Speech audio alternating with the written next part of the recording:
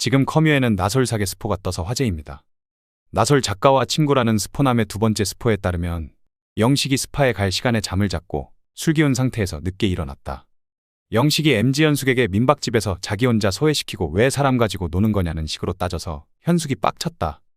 다음 주 방송 보면 현숙이 빡칠만 했다.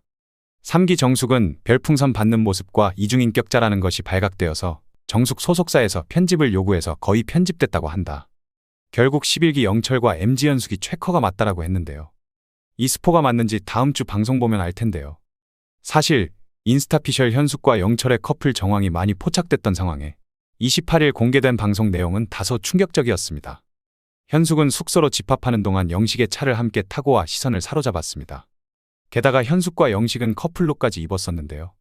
다른 출연자들이 두 사람에게만 방을 따로 잡아줘야 하는 것 아니냐고 수군댈 정도로 둘은 꽤 진전된 모습을 보였습니다.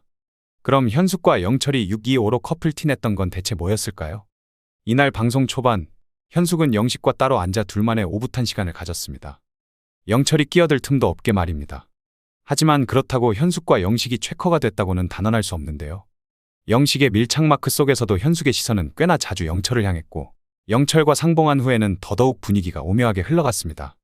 현숙은 영철이 카톡을 먼저 씹었다며 볼멘 소리를 했습니다. 이에 영철은 오히려 현숙이 서울역 만남 후 잠수를 탔다며 투덜댔는데요. 영철과 현숙이 티격태격하자 영식은 어쩔 수 없이 자리를 피할 수밖에 없었습니다. 둘만 남은 영철과 현숙은 그간 하지 못했던 말들을 서로 건네며 언뜻 이별을 예고하는 듯 했는데요.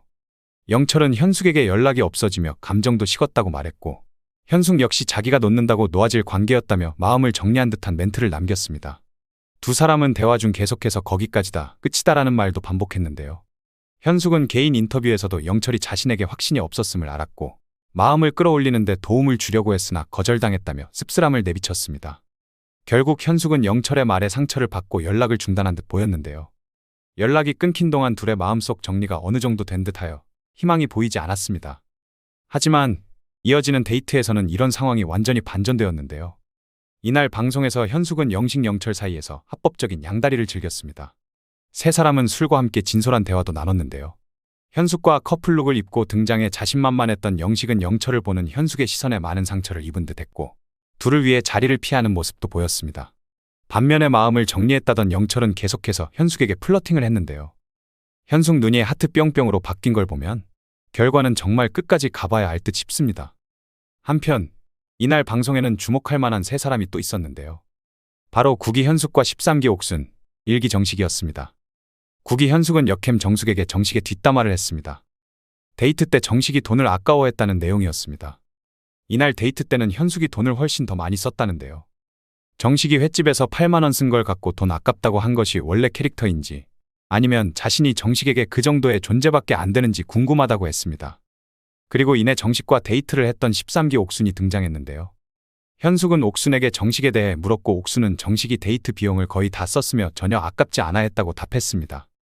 이에 현숙은 울컥해 눈물을 흘렸는데요. 현숙에게 연락도 적극적이었던 정식이 옥순으로 완전히 갈아탄 듯 보였습니다. 특히 정식은 이날 옥순에게 확신을 줘야 선택하겠다는 얘기를 하면서 현재로선 옥순이 1순위라는 고백도 했는데요. 최종 선택이 어떻게 될지 정말 다음 방송이 기다려집니다.